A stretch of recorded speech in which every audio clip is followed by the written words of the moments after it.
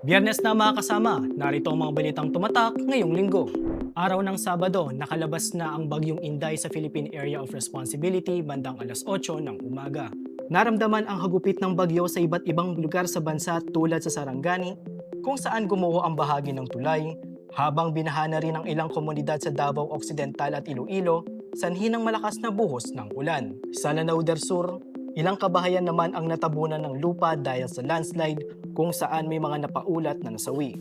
Habang sa Baguio, natabunan ng riprap ang tatlong kotse dahil sa walang tigil na pag-ulan. Samantala, ibinasura naman ng Sandigan Bayan 2nd Division ang tatlong mosyon ni Senator Jinggoy Estrada na inihain para sa kasong graft kaugnay ng umano'y pagkakasangkot ng senador sa maanumalyang flood control projects.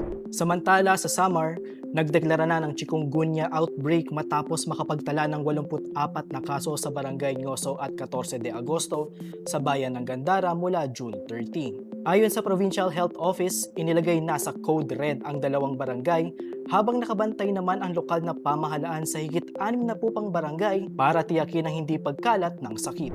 Linggo, ipinagdiwang ng Pilipinas sa ikasampung anibersaryo ng 2016 arbitral ruling na kumikilala sa karapatan ng Pilipinas sa West Philippine Sea.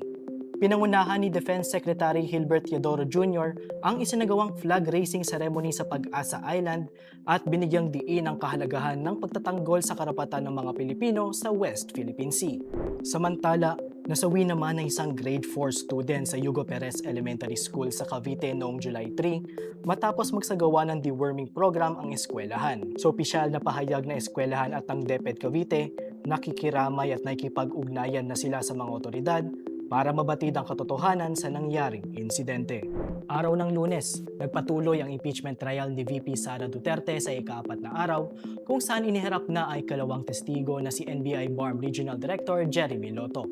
Sa testimonya ni Lotok, may tuturing anya na seryoso at aktwal ang mga pagbabanta ng bise kina President Ferdinand Marcos Jr., First Lady Liza Araneta Marcos at dating House Speaker Martin Romualdez. Ito'y dahil galit na galit aniya ang bise nang ihayag ito at dahil ang mga pagbabanta ay posible umanong pagsimulan ng gulo. Pinasabpina na rin ng Senate Impeachment Court si NBI Director Melvin Matibag na inaasahang haharap sa pagdinig para sa Article 4 o grave threats. Samantala, nagbitiw na sa pwesto si DOH Secretary Teodoro Herbosa matapos ang 3 taong paglilingkod para pagtuunan ng pansin ang kanyang kalusugan matapos umailalim ng knee replacement surgery.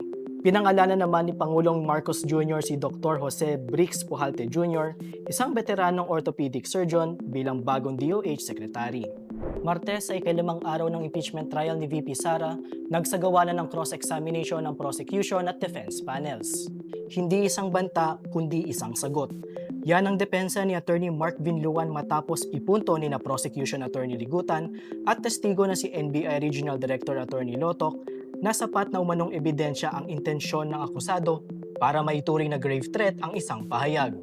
Dagdag pa ng testigo, malinaw umano na may pagbabanta sa buhay ng Pangulo habang nananatili namang alegasyon ang banta sa buhay ng bise.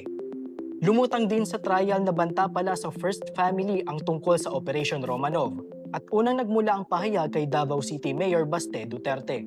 Sa uling parte, ipinaliwanag ni Prosecution Lead Attorney Lorna Capunan na hindi na nila kailangan pang ipresenta ang mga testigong sina Attorney Zuleika Lopez at Sergeant at Arms Captain Belinda Bello kaugnay ng Article 4 or grave threats dahil sapat na nila ang testimonya ng kanilang naunang mga witness. Sa ibang balita, sinabi ni VP Sara na hindi umano suportado ng anumang ebidensya ang mga paratang na ibinabato sa kanya kasunod ng impeachment trial niya sa Senado. Anya, sinisira lamang umano ng paglilitis ang tiwala ng publiko, sinasayang ang pondo, at pinahihina ang integridad ng mga pampublikong institusyon. Araw ng Miyerkules, nagpahayag ng kanilang argumento ang prosecution at defense panels kaugnay ng mosyon na ipasabina ang tax records, bank records at AMLAC records ni VP Sara at asawa nitong si Attorney Man Scarpio. Samantala, binawi ng House Prosecution Panel ang 6 na testigo para sa Article 4 o grave threats. Ipinasabpina na rin ang unang batch ng mga testigo para sa Article 1 o misuse of confidential funds na nakatakdang humarap sa Senate Impeachment Court sa Hulyo 21 at 22. Matapos ang mahigit isang oras na caucus, inilipat ng mga senator judge sa Lunes, Hulyo 20, Ang pagdedesisyon sa mosyon ay pasapina ang BIR box at bank records ni VP Sara upang magkaroon pa ng mas maraming oras na pag-aralan ng issue. Samantala, inilipat na sa QC Jail Male Dormitory sa Payatas, Quezon City si Senator Rodante Marcoleta matapos ang kanyang pagdinig sa Sandigan Bayan 3rd Division hinggil sa estado ng kanyang kalusugan. Base sa medical report na isinumite ng UP Philippine General Hospital, cleared na sa pneumonia at kontrolado na rin ang blood pressure nito at wala na rin umanong dahilan para i-require ang senador na ma-confine sa ospital.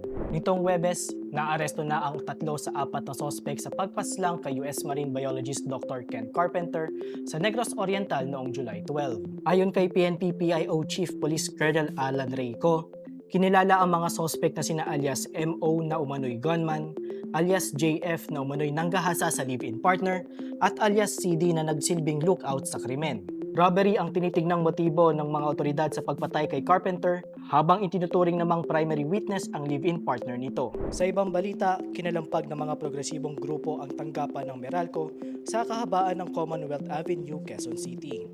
Ito'y para ihirit sa gobyerno na imbestigahan sa pamamagitan ng House Resolution No. 995 na inihain na Akbayan Reform Block ang mataas at hindi umano may paliwanag na electricity charges ng Meralco. Panawagan din ng mga grupo na palawigin ang suspensyon ng electricity service disconnection sa kabahayan ng mga consumer sa halip na tapusin sa katapusan ng Hulyo. Ngayong Biyernes, lumitaw at subuko sa mga otoridad ang isa pa sa 5 sospek na umano'y nagsilbing lookout sa pagpaslang kay American Marine Biologist Ken Carpenter sa Negros Oriental. Habang patuloy na tinutugis ng pulisya ang isa pang sospek na kinikilalang si alias Eden na hindi patukoy ang partisipasyon sa krimen. Samantala, pinalawig ng Energy Regulatory Commission o ERC ng 3 buwan ang no disconnection policy para sa mga residential at non-residential consumers. Ayon sa ERC, inatasan na nila ang lahat ng distribution utilities sa buong bansa na itigil muna ang pagputol ng kuryente sa hindi nabayarang bills simula August hanggang October 2026. At yan ang ating news recap ngayong linggo. Manatiling mulat, manatiling may alam. This has been Adler, keeping you in the loop.